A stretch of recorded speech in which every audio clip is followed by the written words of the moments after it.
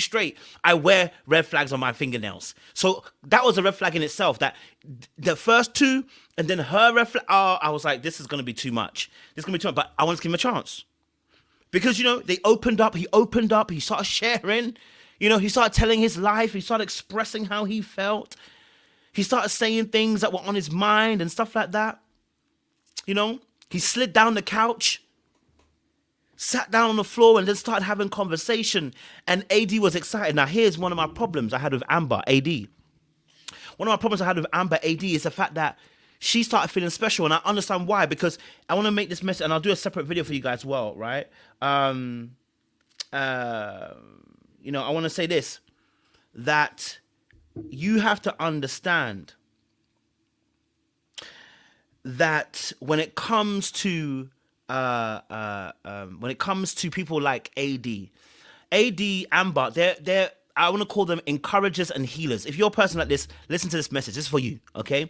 If you are an encourager and a healer, I need you to listen to me very, very carefully. If you know you are an encourager and a healer, I need you to listen to me very carefully because you are at risk. I'm also one, so I know you are at risk. Here's what you're at risk at. Your own pride, your own ego, and your own ability to heal and encourage others. You are at risk of your own behavior. Okay? You are at risk of your beacon of light being a lighthouse for those who I call malevolent, bad, evil, naughty, nasty, wounded men or women to be attracted to you. Okay? All right? When you have that ability to heal and encourage people, the problem is that you have been in places. When you are an encourager, it's because you've been discouraged. When you are a healer, it's because you've been broken. And so you understand the power of healing people because you have been in places of being broken, right? What happens is you also find yourself in spaces with other people that are broken and you tend to try and play doctor. And the trouble with this is there are too many people that are willing to want to play with your life and want to take advantage of the gift that you have. Yeah? There's too many of them. Matthew is that guy. Okay? All right? An emotional F-boy on my other channel, Dark Arts. If you ever watch it, I talk about this kind of stuff. Make sure you're subscribed to that channel. If you haven't done so already, I'll put a link in a few minutes for you guys on that channel, right? But I want to let you know again, listen, emotional F-boys love healers and encouragers. Okay? Emotional F-boys love encouragers and healers. Because the encourager and the healer oftentimes are either codependent, they're people pleasers, they got no discernment, they got poor boundaries, and so they end up in spaces where they're always trying to heal someone because you got your ego yourself.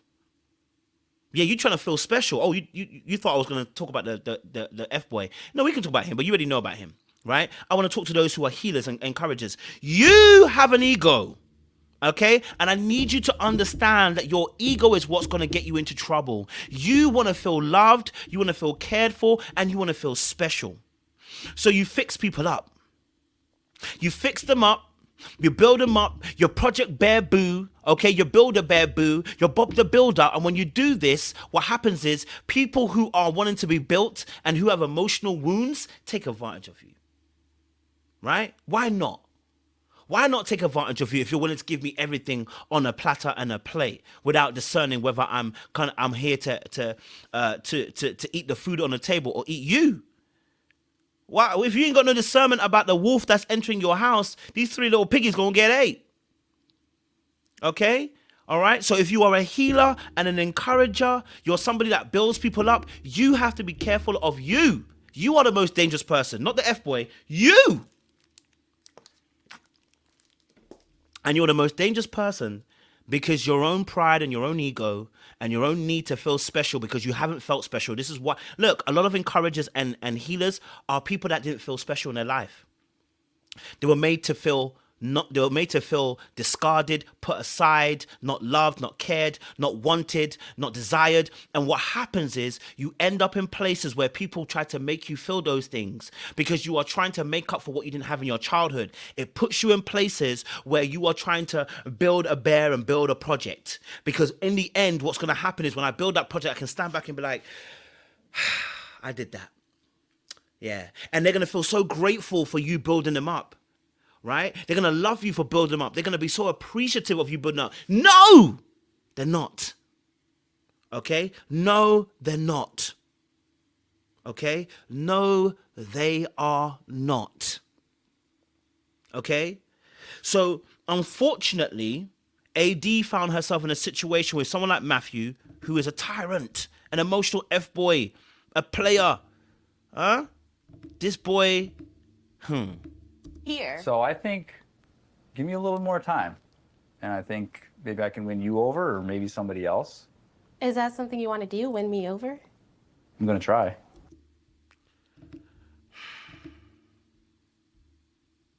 Now, of course, let me tell you this now. If you haven't gone to my Dark Arts page, you need to go and watch this stuff. I've started releasing a whole videos of Dark Arts, and I will release some videos of Dark Arts as well when it comes to Love is Blind. I will do specific videos so that you don't get played as well, right? Because Matthew is one of the most dangerous guys walking.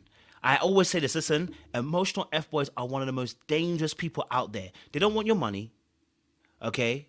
They're not even trying to sex you, okay? What they want is your mind. And everything flows from the mind. What they want is your heart. Everything proceeds from the heart. They want your emotions. We make all our decisions based on emotional aspects.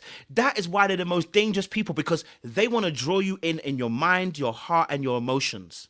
And when they get you there, the heartbreak is different. I'm just saying, I'm a reformed F-boy emotionally, so I can tell you this for free. I don't want the sex part. Okay, I want you to understand something.